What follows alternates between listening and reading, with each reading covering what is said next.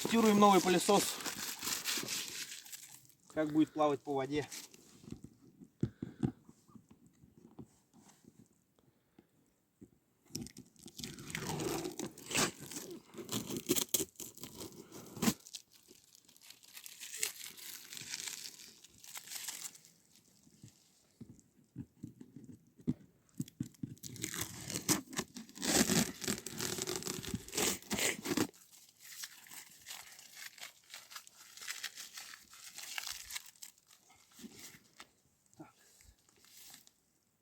А вот здесь вот.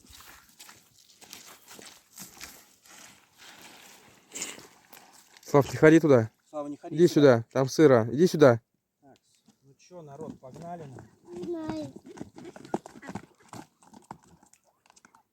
О, первая вышла маманя.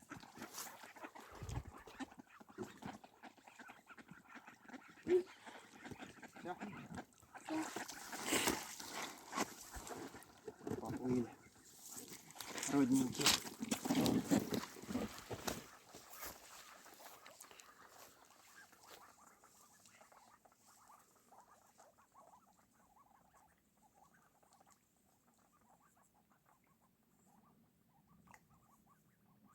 Пап, ты тут купил водички? Вот и мы и Том купил.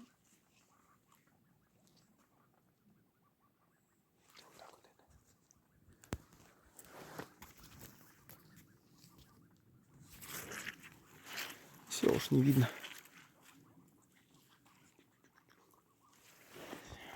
Плыли.